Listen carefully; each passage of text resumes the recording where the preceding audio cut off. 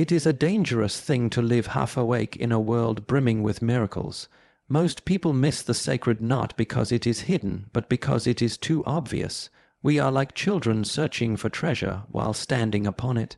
And tonight, yes, tonight, is one of those moments when heaven leans in a little closer, waiting to be seen. Something divine will happen tonight.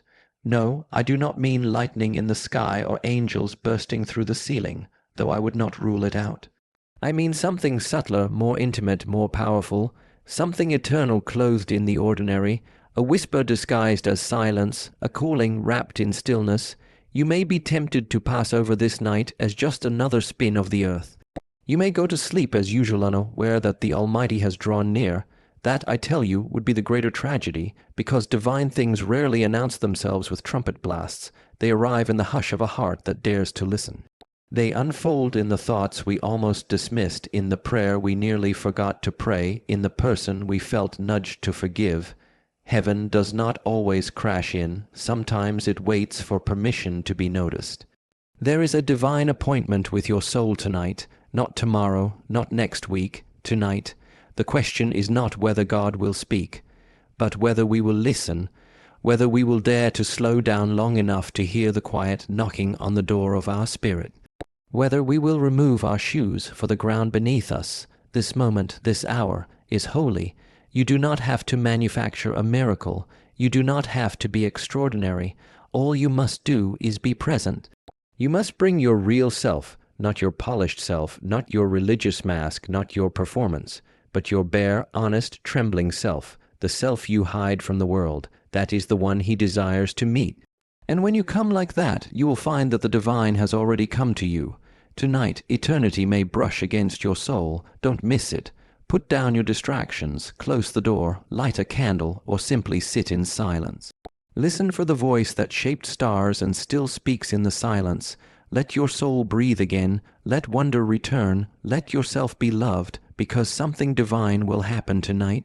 And it would be a shame for both heaven and earth if you were not there to witness it. The divine often arrives in silence, not spectacle. We are conditioned to look for grandeur when we think of God.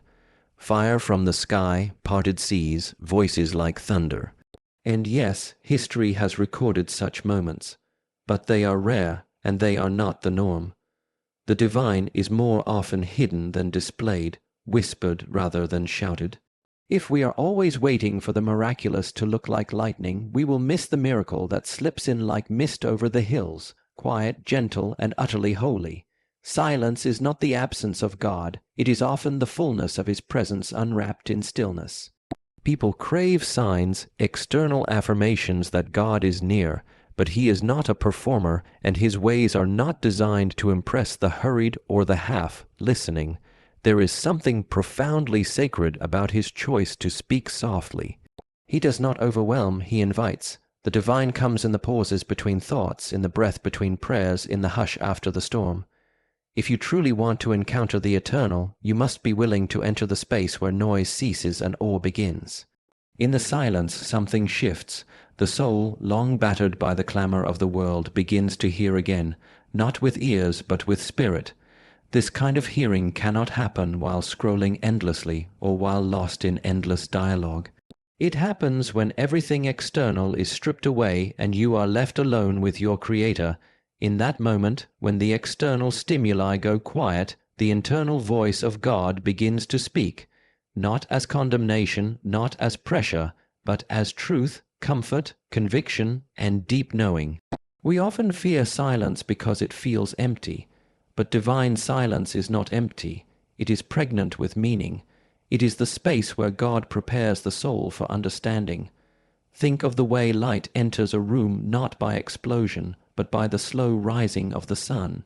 No trumpet announces it, but everything changes because of it. That is how the divine enters, quietly, steadily, completely. The reason so many miss God is not because he is hiding, but because he comes too gently for the noisy heart to perceive. The greatest truths are not yelled, they are revealed in stillness. The heart that can sit in the silence without demanding answers, without filling the void with noise, becomes the heart that receives revelation. Silence teaches us to listen not just for God, but asterisk to asterisk God. It teaches us to wait, to watch, to trust. The spectacular may inspire awe for a moment, but the quiet presence of the divine transforms a life over time. Even in the scriptures, it was not the earthquake, not the wind, not the fire where the voice of God was found. It was in the still, small voice, the whisper, and to hear a whisper, you must draw near.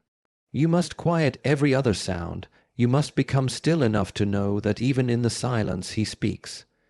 Tonight is a sacred appointment. Be present. There are moments in life that are not measured by clocks, but by eternity. These moments are not loud or announced with banners. They come softly, like dewfall, resting upon the soul that waits. Tonight is such a moment, not by accident or coincidence, but by design. There is a rhythm to the divine, a pattern to how heaven interacts with earth. And though it is not always discernible to the eye, it is unmistakable to the heart that is awake. The stillness of this evening is not emptiness, it is expectancy. To be present tonight means more than simply remaining awake or conscious. It means entering into a state of awareness that transcends noise, distraction, and habit. It means quieting the inner clamor, silencing the voice that tells you tomorrow will be a better time, a more convenient hour. No, tonight is not convenient, it is chosen. Time itself has bent to create this interval, this sliver of divine opportunity, and to miss it, not because God was absent, but because we were too busy scrolling, worrying, or rushing, would be to forfeit a gift meant only for this hour. Too often we believe sacredness belongs only to grand sanctuaries or formal prayers, but sacredness can wrap itself in the smallest of spaces, in your room, your chair, your breath. It reveals itself when we finally stop racing to earn what can only be received. The divine does not compete for attention, it waits for space, and tonight is that space. The veil between what is seen and unseen may be thinner than you think. The eternal may be nearer than your skin, closer than your thoughts, waiting only for your stillness to arrive.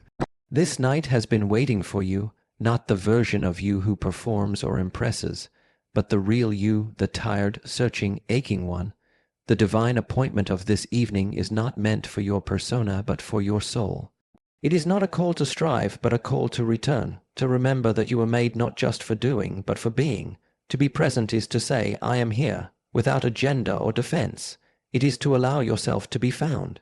There is no formula for presence. You do not need to say the right words or feel the right emotions. You need only to stop running and listen, not with your ears alone, but with the quiet places inside you, the places you've kept hidden even from yourself.